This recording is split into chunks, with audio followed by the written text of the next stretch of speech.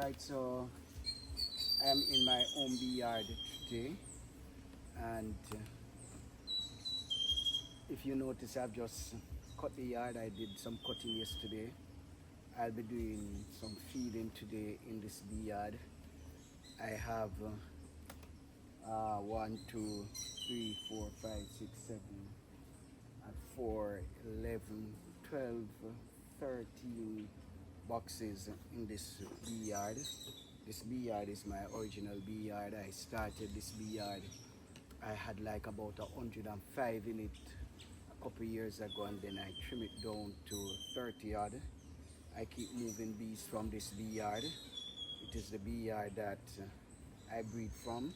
So this here is my original colony.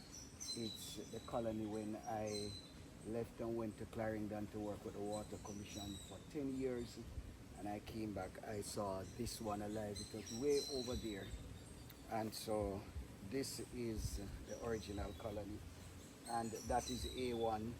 It's the colony that I'm going to be infesting my bee outfit with over the next year. I am looking to establish at least 300 colonies from that single colony. It is my major colony. You'll hear me talk about it several times in several videos. You hear me talk about A1, the colony that I have gotten 3.5 buckets from in 2023. This year it didn't do that well, but the genetics is good. It's a really good colony. It's quiet. Temperament is exciting. It's really calm, and it produces honey well over winter as well. If you notice, it's on double deep.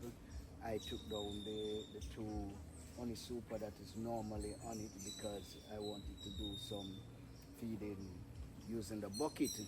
So I'll be going into these colonies today and just feed them, just to know that they are okay. I will not be going into the brood nest, but I'll be going in just to feed them, just to put the feeding in and then move on. So that is sort of the focus for today. For the purpose of this video, I might just pull this one down and just have a look at the brood nest for you, so that you can just come with me. So let me get my smoke and my veil.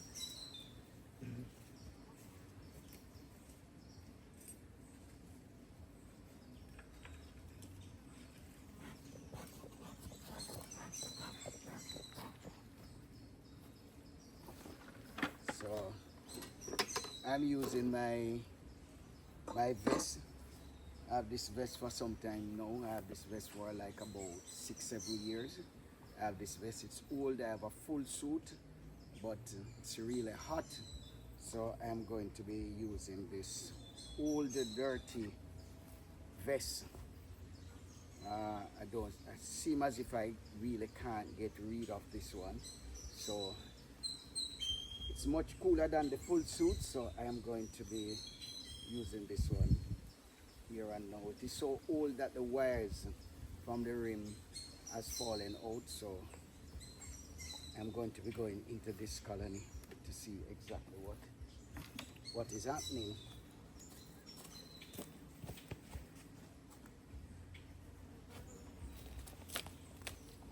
So let's go. This piece of thing has water.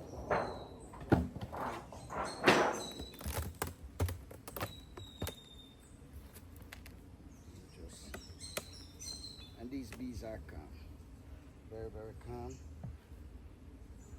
So I move the frames from, and you notice I haven't even used the smoker as yet, so I still can pull this one off before I start smoking them, because they're really calm. So let me just pop some smoke.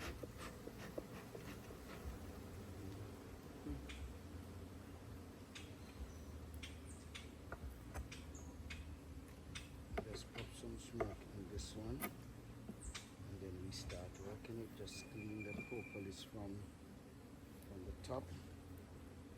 So I focus on the frame that is easiest to come out of the box, not where it is, but the one that comes out the easiest.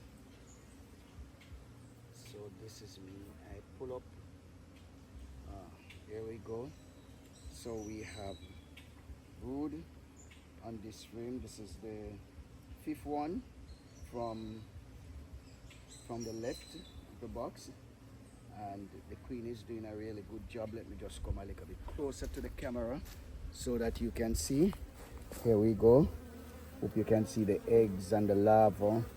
Pretty wet inside there. Good. So this is a sign that this colony is really good. This colony is really old. It has been here like forever. So let me just try and take out another one for you. Normally don't go into my brood nest at this time because I don't want to squash the queen. So here we go again. If I see the queen, then you're on to paradise. But this one is really nice, soupy and nice. Look at it. Just look at it. Soupy, really soupy and nice. So this one is beautiful. And I just want to say here, just like, subscribe and share the video so that as soon as I produce another video, it comes straight to you. Just keep the channel growing so that you can have more videos time after time. So I'll just put this one back together, put the feeding in, show you how I treat with my feeding. And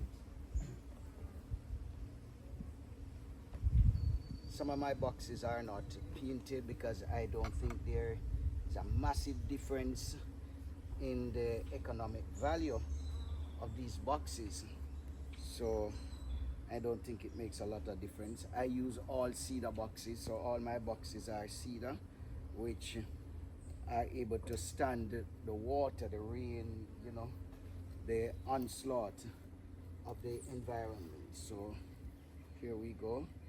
I'm going to give this one 2 gallons of syrup just to ensure that they stay strong, just to ensure that they are well fed, because they are going to, if you give them one bag in another 3 days or so, that one is empty, and it puts a lot of pressure on me having to service several bee yards. You know, it is going to put a lot of pressure on me. So I'm done with this one. So I'm closing this one up.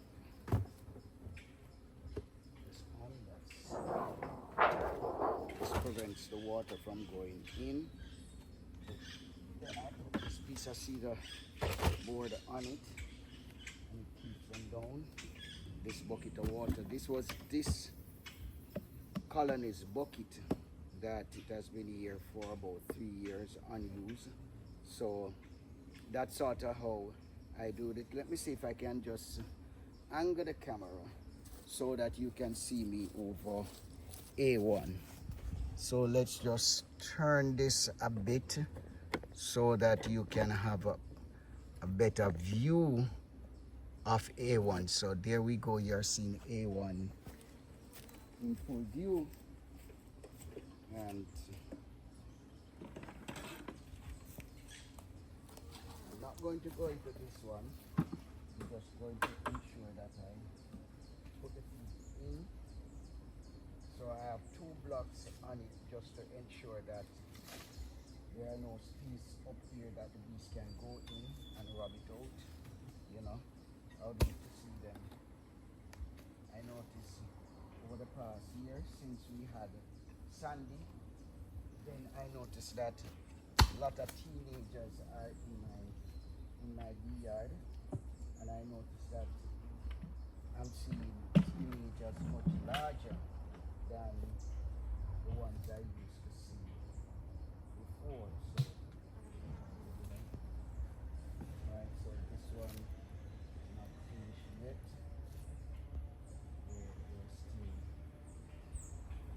There's still a bag.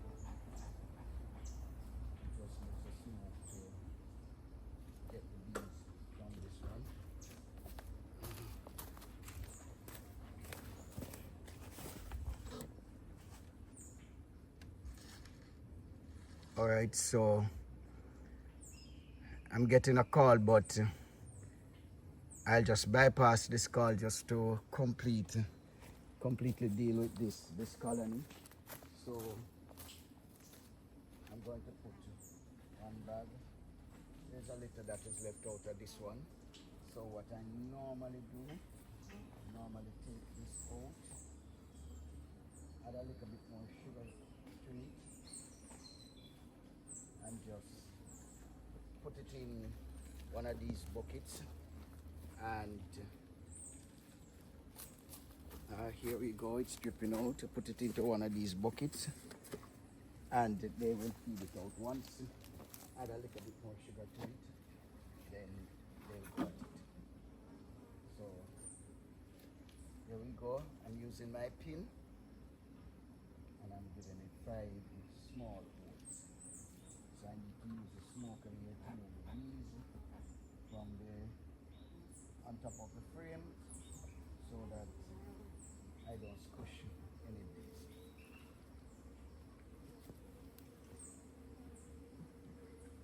Here we go again. That's it.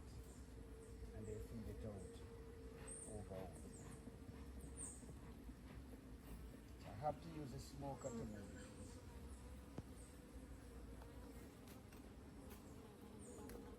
That is sort of how I do my feeding. So in another couple of minutes, I'll be done feeding this apiary and move on to the apiary on my roof. So see you there. Thanks.